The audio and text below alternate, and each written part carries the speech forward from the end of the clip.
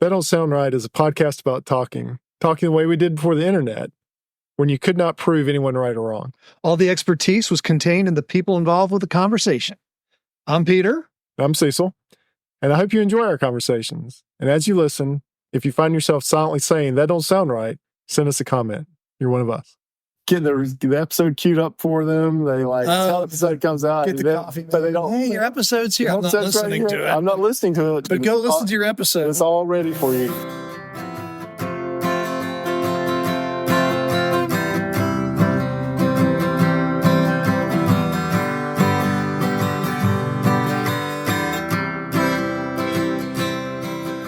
Welcome back to another episode of That Don't Sound Right, a podcast about talking. We're your co-host. I'm Peter Beilman. I'm Cecil Davis. And we're just trying to have a conversation without Googling or fact-checking each other. Those things, can kill the conversation. I'm just so happy about how the podcasts sound now. I've been giddy for weeks. It's about time.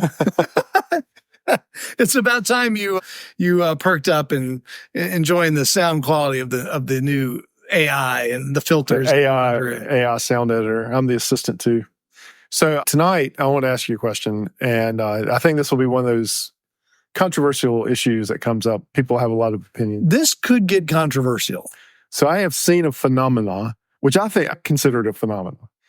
The first case that I've seen is at a shooting range. If everybody understands what a shooting range is, it's typically it's a building, a low building that's got long alleys, and you stand in one of those alleys and you shoot down that lane, and they'll have targets that you can purchase. I mean, you don't walk down the lane. There's a little trolley that'll take your target down to the end of the lane, and then it'll bring it back to you. Right. So it's for target practice. So you're thinking of an indoor range. Indoor range. There are outdoor ranges, there are rifle ranges, but typically a pistol range. Yes. So normally it's one person per lane for the most part. Right. And there might be a ancillary room, or not ancillary room. So there may be like an ante room to the range where you can just have your equipment or a bench. Kind of like a staging area? Yeah, a staging area. So what I've witnessed with my own eyes is there would be someone shooting, and then their girlfriend and or wife is in the staging area just handling the equipment, like reloading magazines, switching guns out, organizing equipment, carrying the stuff in, carrying the stuff out. All right. Not shooting. Never shooting. Interesting. Only there as a support for the person who is shooting. All right. Okay. So to me, I was fascinated by that. Because I was like, why would you be there? Why are you there supporting someone else's hobby? Now, we won't get into that in a minute. But so the thing that doesn't sound right about all this, I'll go ahead and put it on the table, is people who support other people's hobbies, but they don't participate in the hobby. Right. It's not their hobby at all. It's not their hobby at all. Okay. So you've seen this at a shooting range? I've seen this at a shooting range. Okay. Have you seen it more than once? I was trying to think. The one example I remember seeing so vividly, I think I've seen it more than once. But I remember one episode that was just very, very vivid in my mind. It was so... How old was the couple?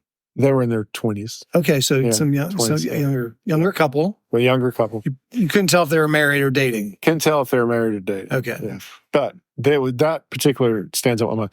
Now, this other one I have seen multiple times. So the second example of this is the wife-girlfriend at the junkyard. Junkyard? Yeah. So the guy in this case is going through the junkyard, and they're pulling parts. Yeah. So if you're not familiar with the wonderful world of junkyards, you should go.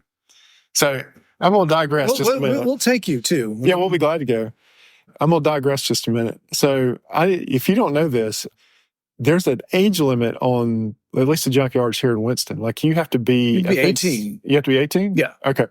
So one day I didn't know this, and one of my daughters was going with me. And they were young. Yeah. Like they were not young enough where they could be in the car or something like that. I mean, they were too young to just sit in the car. So there was a bench inside the junkyard room in the office area, and they said you could leave your kid there while you went out in the junkyard. I was like, that don't sound right. Who could leave their kid on this bench in a junkyard while they went out into the junkyard? I have a feeling it has happened. I have a feeling this happened too because the bench is there. Bench is there. Are there any like toys or like little just little kids books to get like a waiting for kids? That's like I would not. I was just like I could not believe that. Obviously, I did not leave my child. But usually, you go into these junkyards with a toolbox. Right, you go in, you check your tools in at the thing. You can even join a junkyard. I'm a member. 109. I'm a member of Pull Apart. Pull Apart. I think I might be a member of Pull Apart now. I can't. No, I'm not. I never joined. But you can join. It's like a club. It costs $2. Right. It is. Junkyards are beautiful things. There's so many cool things in there. I almost bought a Saab in a junkyard one time. They had something in the turbocharger had gone out. Yeah. And that was it. That was the only thing that was wrong with it. Buy under $2,000. I'm glad you didn't do that. Anyway, so junkyards are great. But so there are these guys that are in the junkyard. They're going around. They're pulling parts. And either their wife and or girlfriend is with them carrying either the parts bucket, which is just a 5-gallon bucket that they're throwing parts in. Yeah. Or the tools. Which is probably in a box. In a box. Or a bucket. Now, the ones I've been to, you can get a wheelbarrow. Yeah.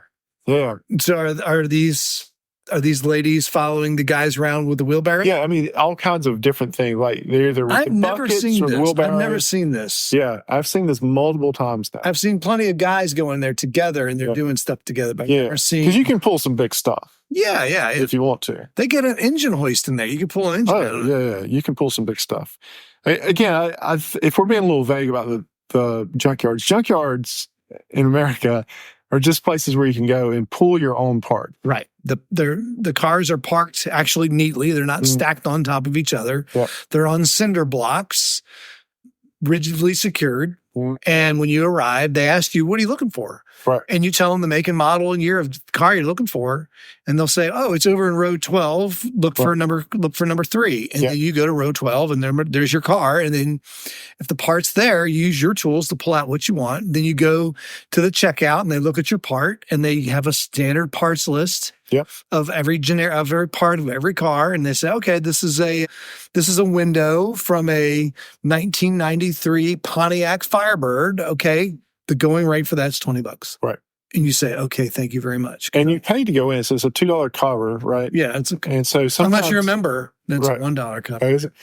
And so sometimes the parts are covered by. Like I've walked out with free parts before because they weren't even worth what I paid to get in. Oh, is that right? Yeah. Like if I needed like a little specialty bulb or something, I've gone in and pulled it and they're just like, yeah, get out of here. Get out of here, man. So yeah. And they're also, now you can get like a printout of where the cars are. Oh, for sure. Yeah. Yeah. So, down to the color. Exactly. So, but I'm fascinated by the women girlfriend that are following the guys around just carrying tools and or buckets for parts. So do you think these are girlfriends or wives? Or does again, it could be either one. Now, I think the male equivalent of this is when, like, especially if I've been shopping with Christy and she needs me to hold her purse. And so now I'm standing in You're holding her purse when she goes to try on clothes. And I'm holding her purse while she's trying on clothes. Yeah. So I think that may be the male equivalent. I've also heard of book husbands.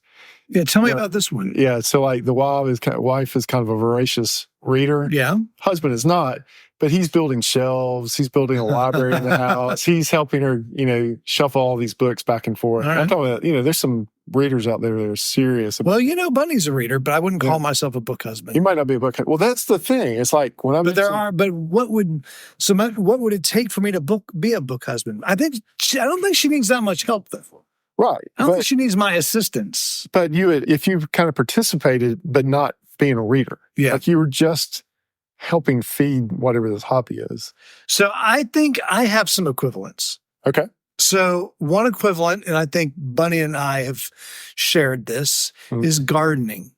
Y'all both garden? No. It's more of her deal. Okay. But I'll put together the big boxes. I'll put up the trellises. I'll set up the irrigation system for her. I'll move dirt. You're a garden husband. I'm a garden husband. Yeah. But then once that garden's done, is put in, it's hands off, brother. Right. You're a garden husband. Is that a good example? Yeah, I think it's an excellent example because it's not your hobby. It's not my hobby. But you've done everything. Because I asked to get out of it every year. Yeah. you're supporting. Not because I don't want her to do her hobby. It's just because You don't want to do that. we don't. Well, no, it's just that our gardens don't usually do that, and it's not her fault. It's just, Right. we got a lot of shade, and Yeah. we got animals that eat and everything. Yes. All right. So That's here's a perfect another example. I got another example, and I've encountered this. I got a coworker. Mm. He is not really into craft shows, Okay. but he helps his wife build all of these different design and shapes and colors of lamps. For craft shows. And then they go to craft shows together. Uh-huh. I mean, this guy has skipped out on fishing trips with me because he's had craft shows to go. Yeah. So And so he goes, he helps his wife set it up. And now, I don't want to say they make a fortune, but they make a good amount. Right. They make a good amount. I don't think they make as much as writing telemarketers to stop sending them But I bet calls. But I think that it's just, that's another thing. Yeah. He helps his wife. I don't think he's as into it as his wife is. Right. He probably is into it because he's making money off of it, but he's not as into it. But he's there to help and be there for her. here's the one I know you've seen. Yeah. The fishing girlfriend. Well, I was wondering about that, but I don't think I've seen the fishing girl. I've seen the fishing girlfriend over, and we used to do a lot of fishing when I was growing up. Was Christy your fishing girlfriend? No. Okay. Yeah. No, I did not have a fishing girlfriend, Okay. but I would see That we it will admit on the all, air. yeah. That I used to see this all the time. Uh-huh. She's carrying the tackle boxes and the rods, Oh. and she's on the boat. Did she But bait she the hook? never wets a line. Okay. No, only she's helping get the boat in, helping to get the boat out. Yeah. All that. Never casts a line. Yeah. Well, I was wondering. The fishing girlfriend. That came to mind, but I've never seen it. Yes, You've seen that. I've seen that more than once. I've seen that a ton. The And fishing. again, another In fact, example. there's a whole string of memes right now about fishing girlfriends. Is that right? Oh yeah. So that's another example of someone who is with somebody during their hobby, but has no interest in the hobby. Right. So they're sunbathing, reading a book. They're getting something out of it. They're getting something out of it. They are They're getting there, something out of it. But they're not necessarily participating in The book husband is not really getting anything out of it. No, he's just supporting the hobby. The rifle range wife girlfriend's not getting much out of it, unless So I guess that brings us to the question, right? yeah. Are they doing it because they're enmeshed? Are they doing it to be with the person, just companionship?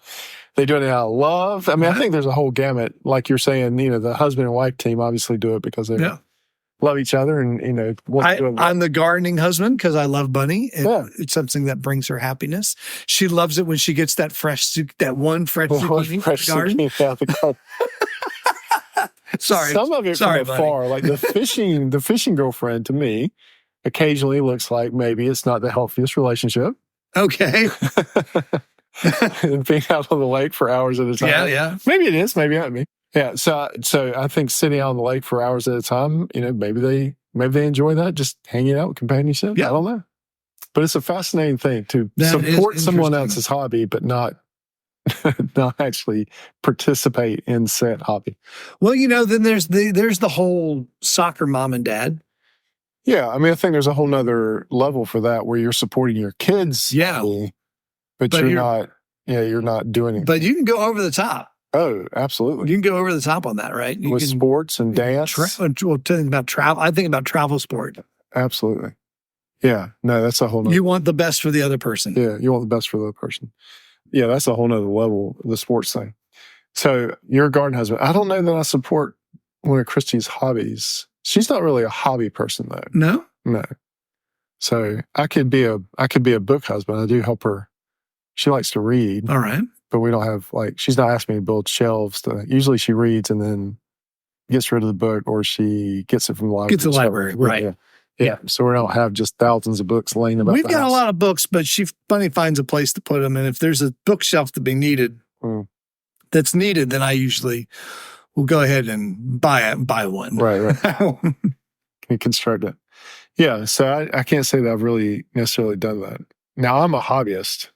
So is Christy a hobbyist? Support your hobby in some? I think way. emotionally supports my hobby, Yeah. but I don't know that it's the hobbies I have that you would physically support necessarily. So all my girls and Christy have certainly held wrenches.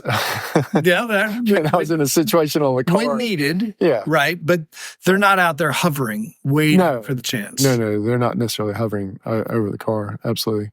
But now some of my girls have come back later and said, hey, will you teach me how to do blank Yeah. on the car? Well, that's great. Yeah. And you immediately show them. Yeah, absolutely. It's good to know how to do things. But yeah, I have too many hobbies. Yeah. I'm trying to cut them back. Yeah.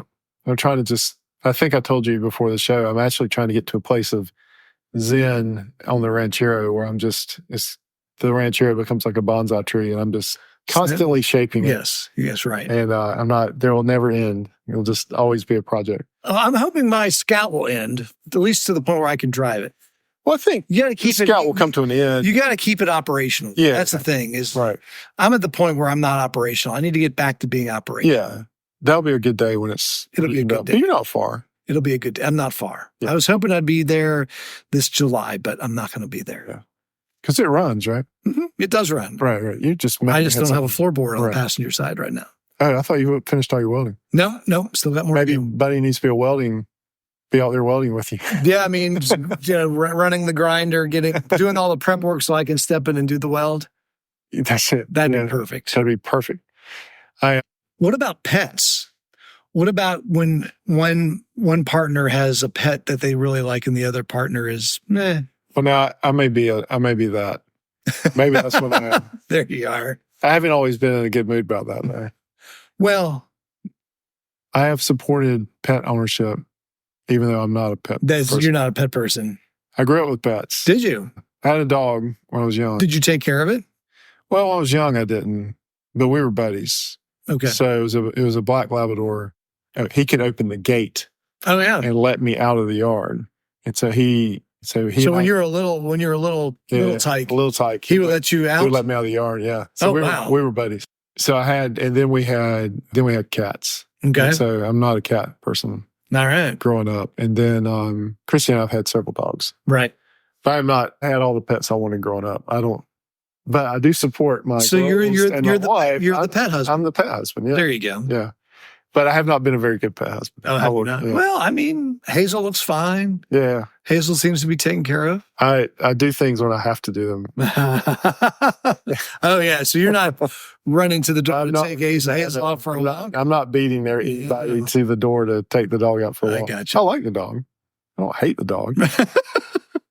But you've never had a pet you've never had a dog, right? Growing up, I had a dog, but not as a family man. Not as a family man, no. You've held the line. But so the thing is, Bunny's not a pet person either. Oh, okay. Well, that makes sense. So we have some solidarity. Now, I think I've mentioned this on the air before. My kids have always wanted a dog and so on and so forth. Mm. They're actually coming around. They've come around and seen the wisdom of not having a pet right now.